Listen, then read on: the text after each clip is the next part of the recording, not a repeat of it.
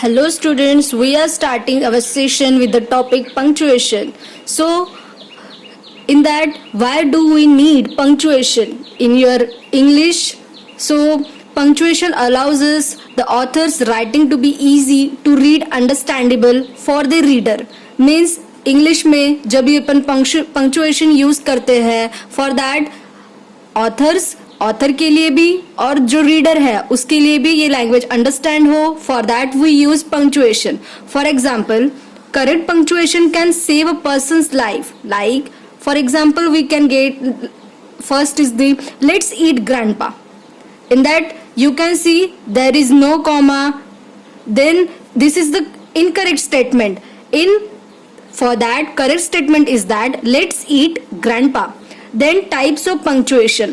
In that, various types of punctuations. First is the full stop, or we can say for that period. Second is the comma. Third is the colon.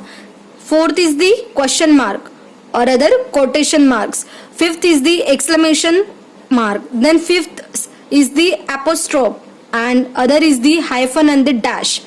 Then we can start our session with the first point, that is the full stop, or we can say for that period. So rules for the full stop means full stop अपन कहाँ use करते हैं उसके कुछ rules है. First, use a full stop at the end of a complete sentence that is a statement. Example, I went to the store for groceries. Groceries के बाद में अपन फुल स्टॉप किया है, मीन्स यहाँ पे अपन ने अपना स्टेटमेंट और सेंटेंस कंप्लीट किया है. ठीक है. देन सेकंड अपन आते हैं कॉमा में. सो ये कॉमा दिख रहा है, ये साइन है कॉमा का. देन टू अवॉइड कंफ्यूजन, ये उसके रूल्स है कि कॉमा अपन कहाँ पे यूज करते हैं. तो फर्स्ट है to avoid confusion, use commas to separate words and word groups with a series of 3 or more. उसके एग्जाम्पल है she has 2 dogs, comma 3 cats, comma 1 bird, comma and 5 fish in her house. ये statement और ये sentence ही बताता है कि उसके घर में 2 कुत्ते, 2 बिल्लियाँ, 2 बर्ड्स एंड 5 फिश. ये स्टेटमेंट अगर विदाउट कॉमा का होता तो ये फॉर द रीडर अंडरस्टैंडेबल नहीं होता. Second is use a comma to separate 2 adjectives when the word and can be inserted between them. इसका एग्जाम्पल है he is strong, healthy man.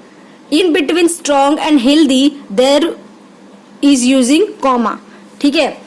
Then third is use commas before or surrounding the name or a title of a person directly addressed. इसका example है will you, Alisha, do that assignment for me. Fourth is if something or someone is sufficiently identify the description following, it is considered non-essential and should be surrounded by commas. इसका example लेते हुए अपन समझाते हैं यहाँ पे Ram, comma who has a limp, comma was the only person available with required qualification. Fifth यहाँ पे अपन यूज करते हैं कि use the comma to separate 2 sentences if it helps to avoid confusion. Right, क्योंकि पंक्चुएशन अवॉइड कंफ्यूजन के लिए ही है. उसका एग्जाम्पल है I choose the colours red and green and blue was his first choice. Six है use a comma to separate a statement from a question. Example इसका लेते हुए अपन बोलते हैं that I can go, comma can't I. Then 12th is that use a comma to separate contrasting parts of a sentence. Example है that is my money, not yours. 13 is that use a comma when beginning a sentence with introductory words such as well, comma now, comma or yes. Example है yes, comma I do need that report. Then third है colon punctuation. ये sign दिख रहा है आपको यहाँ पे colon का. इसके कुछ रूल्स है जहाँ पे अपन कोलॉन यूज कर सकते हैं. First is the use the colon after a complete sentence to introduce a list of items. For example, on my trip I will bring, here we use colon, right. Then clothes, a pillow, a sleeping bag, a toothbrush and my teddy bear. Then second is use the colon after the greeting of the person's name in a business letter. For example इसका लेते हुए अपन बताते हैं यहाँ पे that dear mister Smith and then यहाँ पे अपन ने कोलोन यूज किया है. Then fourth question mark.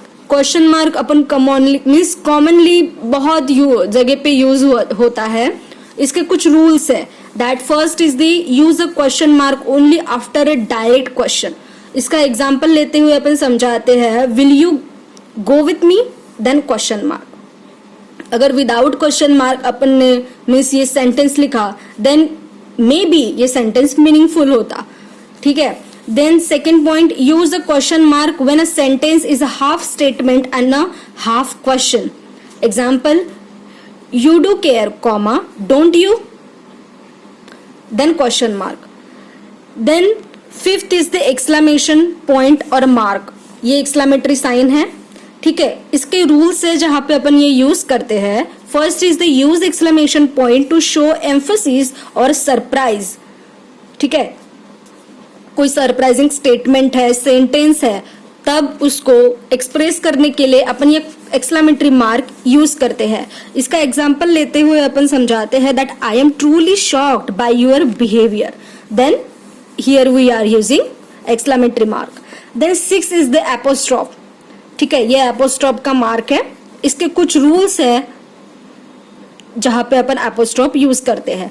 First is the used the apostrophe when combining two words.